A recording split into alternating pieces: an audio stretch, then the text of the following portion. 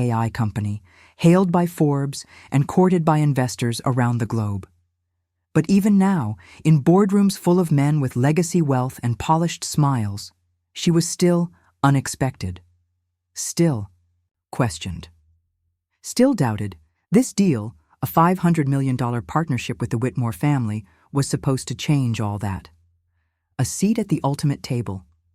Validation, not just for her, but for every black girl who dared to dream. But Alicia was about to learn that no matter how high you climb, some people only see the color of your skin. The Whitmore estate was straight out of a magazine, marble, floors, oil paintings, and old money in every corner. Alicia arrived in a sleek navy suit, portfolio in hand, heart steady. This was it. But the cracks showed early. At the entrance, a housekeeper handed her a catering badge. "You're here?" "For setup, right?" No apology followed. Inside, an assistant asked if she was from HR or marketing, definitely not the CEO. During introductions, the eldest Whitmore son muttered, "Didn't expect a startup led by someone so urban." Laughter followed. She forced a smile. Still, Alicia powered through. She presented her pitch with grace, outlined the numbers, highlighted the innovation. The family listened, but with detached eyes, barely masking their condescension. One whispered to another during her talk. Another checked his phone. Still, Alicia kept going. At dinner, someone joked about affirmative action. Another asked if her father was involved. She said nothing. But her silence wasn't weakness. It was gathering strength. By the time they reached the contract signing room, Alicia had seen and heard enough to know this wasn't partnership. This was performance. Then came the final straw. As she reached out to shake hands, the youngest Whitmore scoffed and said loud enough for all to hear, "Did you bring coffee too, sweetheart?" Everyone laughed, but Alicia didn't. The room fell silent.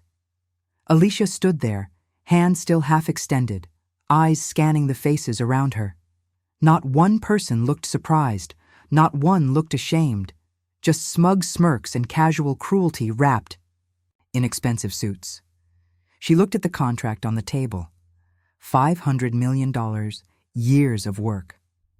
Generational change for her company and community. But something inside her snapped into focus. Alicia calmly reached for the pen, but instead of signing, she dragged it across the paper in a slow, deliberate line.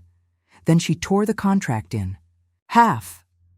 "You think you're buying a company," she said, her voice calm but sharp, "but you were trying to buy control, and I don't sell my dignity." She placed the torn contract on the table. "You just lost the best deal of your life. Not because I wasn't good enough, but because you'll never see anyone like me as equal." And with that, Alicia turned and walked out, without looking back. News of the canceled deal spread like wildfire. Within days, industry blogs picked up the story, then national headlines. Alicia didn't name names, but the tech world connected the dots. Investors pulled back from the Whitmore Group. A public apology followed, but it was too late. Alicia's company? It thrived. Freed from the strings that came with that deal, she secured better funding, on her own terms. No condescension, no compromise. But more importantly, her stand lit a fire.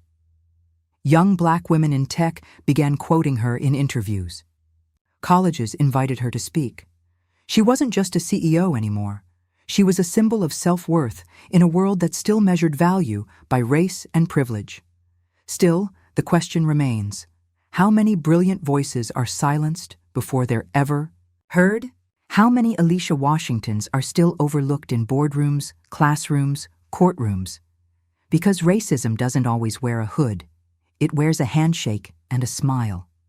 And sometimes the most powerful protest is walking away. Tell us in the comments. What country and city are you watching from? And have you ever witnessed something like this? Let's talk about it.